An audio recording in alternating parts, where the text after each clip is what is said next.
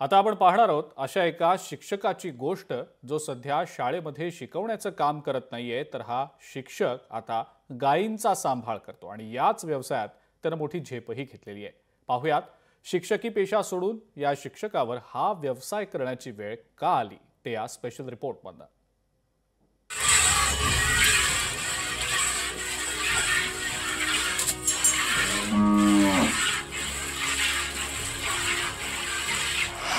शिक्षक नोकरी सोडून दुग्ध व्यवसायात। वेळेवर पगार नाही म्हणून मोठा निर्णय।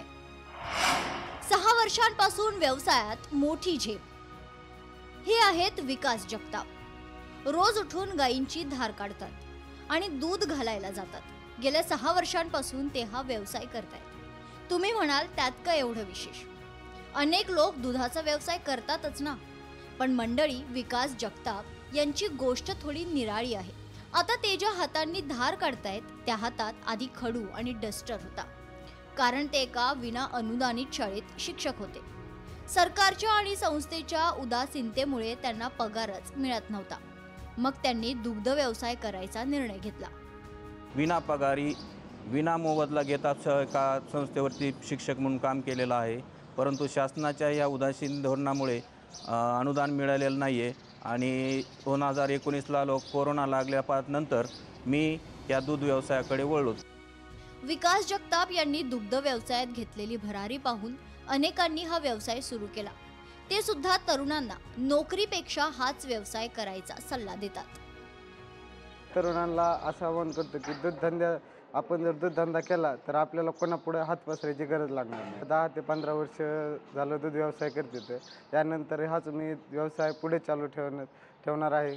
तर मला आता नोकरीची गरज नाही, तरी मला महिन्याकाठी 80-90 हजार रुपये नफा राहतो या दूध व्यवसायातून। आपण आपल्या स्वतःचं मालक म्हणून हा व्यवसाय निवडायला काही हरकत नाही।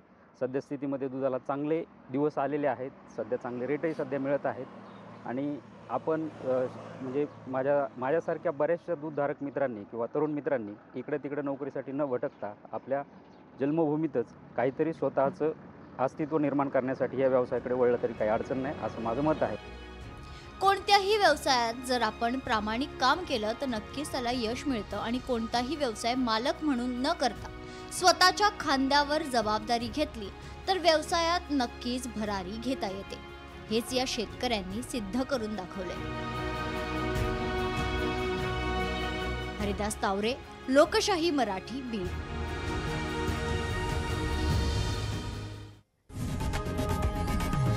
लोकशाही मराठी ऐका, पहा, जागरूक रहा।